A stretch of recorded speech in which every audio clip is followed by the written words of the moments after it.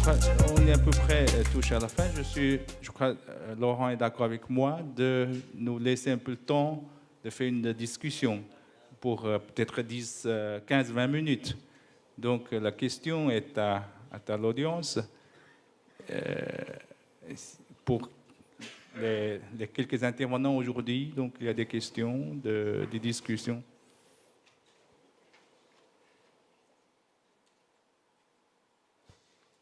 On voit mal, nous voyons très très mal s'il y a des mains qui se lèvent parce qu'on a des projecteurs.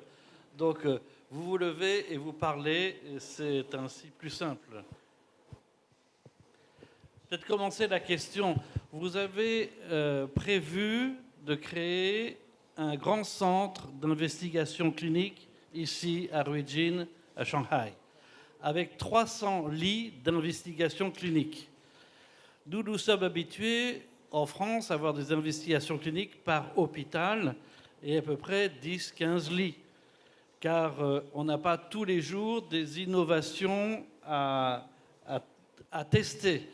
Donc ma question est, premièrement, 300 lits, avez-vous suffisamment de protocoles, de projets pour faire fonctionner 300 lits?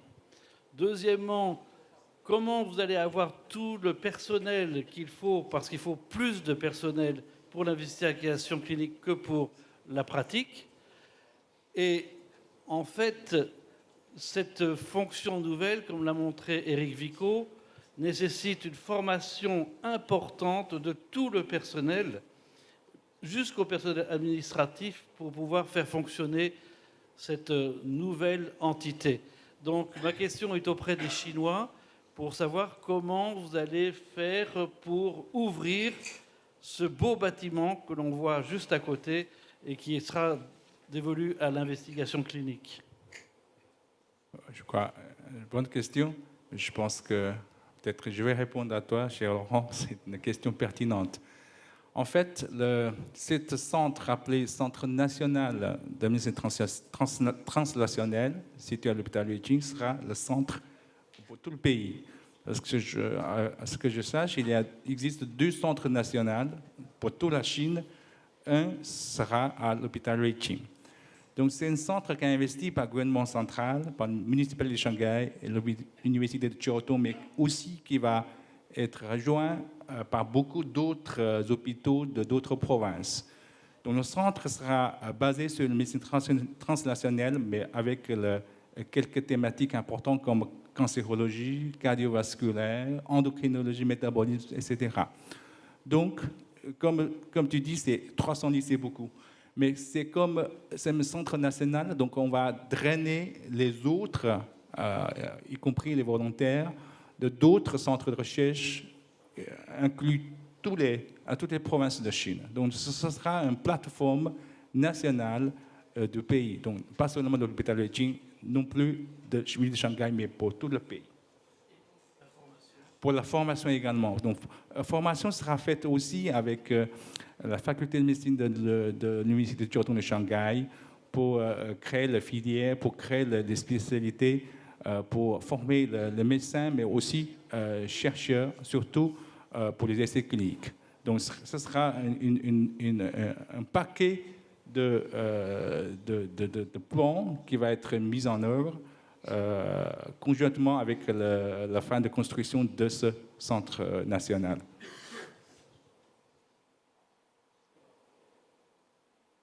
Et il faut dire aussi l'investissement est énorme parce que ça monte à peu près jusqu'à 900 millions de yuan. Donc oui, c'est assez important.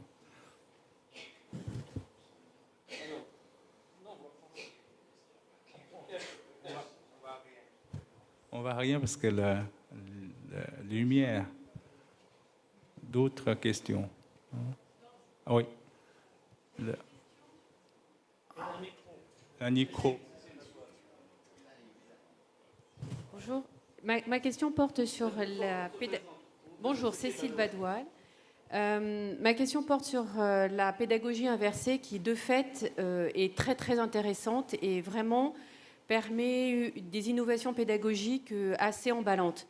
Ma seule réserve et ma seule question, mais là en tant qu'enseignante, c'est comment être suffisamment aussi présent en tant qu'enseignant pour forcer les étudiants qui ne veulent pas apprendre ou qui ont autre chose à faire.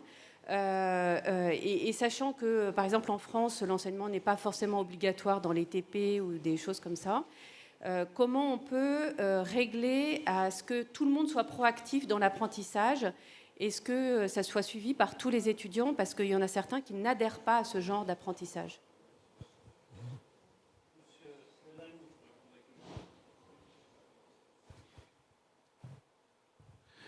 C'est une très bonne question qui en fait répond au processus culturel dans lequel nos étudiants sont habitués à travailler, de même que les enseignants.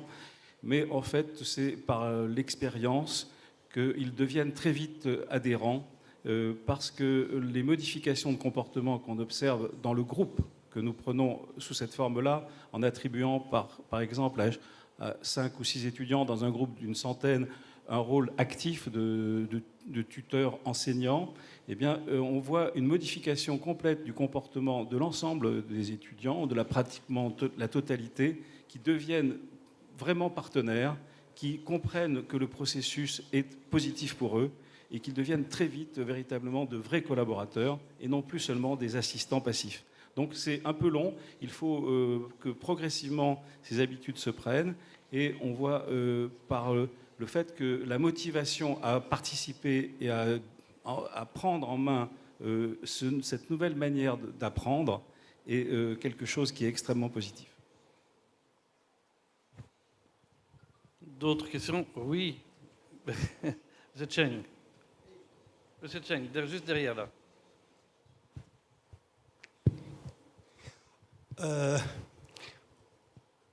Tout à l'heure, professeur Li dit qu'en Chine, pour les médecins étudiantes, jusqu'à après le diplôme, qui travaillent dans le service, pas de formée interne, 3 ans de formée interne. Ça, c'est vraiment dommage. Mais Peking Union Medical College Hospital, moi, je suis devenu de Peking l'hôpital de Peking Union. Le Peking Union l'hôpital qui sont constitués en 1921, c'est même temps avec le l'hôpital Hopkins. Nous, on toujours formé 5 ans pour l'interne, après le diplôme de médecine, qui doit former 5 ans dans le service de médecine interne, avant de devenir le spécialiste.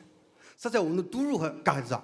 Heureusement, les gouvernements centraux, le ministère de la Santé, se sont démarré le training programme il y a 3 ans ou 4 ans, je pense, pour l'interne. Il y a 3 ans, 4 ans.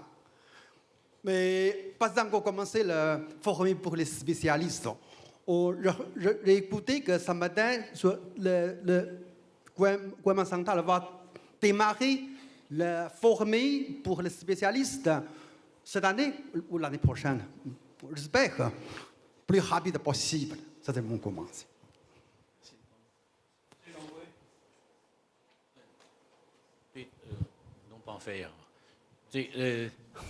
北京协和医院在专业生规培当中是走在全国的前面，是1921年他借助了 John Hopkins 的这个一个制度。21, il a imité l'hôpital de John Hopkins des États-Unis, donc pour l'instant, il est très bon, c'est une très bonne université.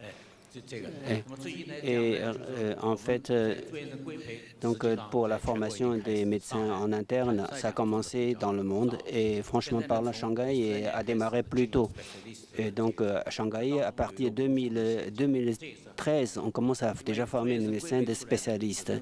En fait, les étudiants qu'on a formés peuvent travailler seulement dans les hôpitaux niveau 2.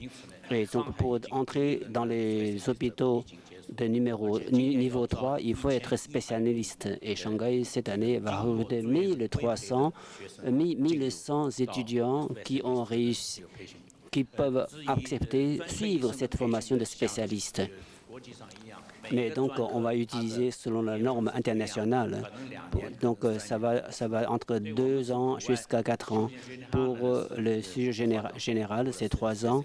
Pour les spécialistes généralistes, c'est 3 ans. J'ai une question adressée à professeur Balombi.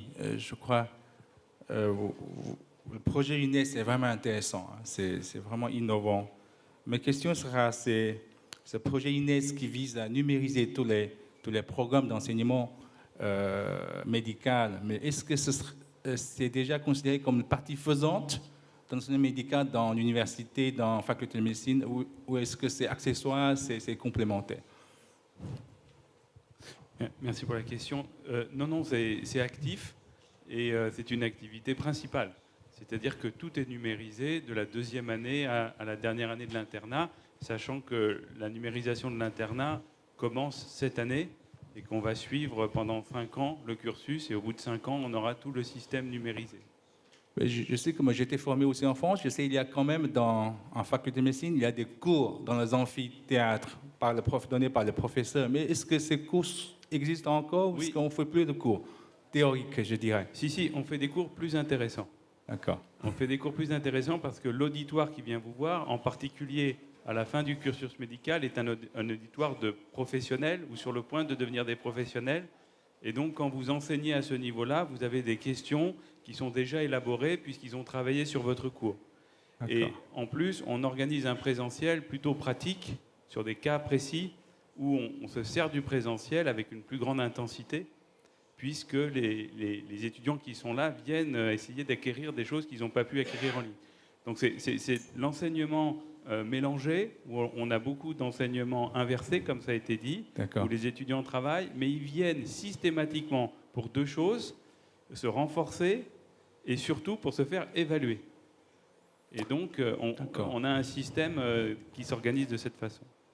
D'accord. Le dernier point, c'est quand on finit la formation, donc la délibération, l'examen écrit ou oral, est-ce que cet examen, disons, numérisé, sera aussi considéré comme une partie faisante de l'examen pour l'étudiant qui finissent les études? Oui, on envisage même d'aller un petit peu plus loin, c'est-à-dire d'utiliser ce qu'on appelle le e-portfolio, avec toutes les traces d'apprentissage, et d'être évalué sur l'e-portfolio et pas sur un examen final.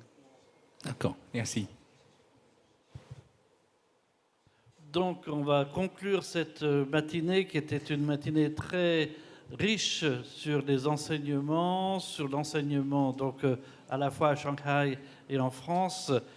Et nous allons déjeuner, et pendant ce temps-là, vous avez 2 conférences satellites, une sur la coopération sino-française dans le domaine du vieillissement, qui se trouve dans le bâtiment 11 au niveau 1, et une autre sur la médecine d'urgence et de catastrophe, qui se trouve au bâtiment 12 au niveau 4, dans la salle 403, bâtiment 12, niveau 4. Donc, cette matinée, donc je fais la clôture de la matinée, et donc nous nous retrouverons d'abord aux conférences satellites et cet après-midi à 14h dans cette salle. Merci beaucoup.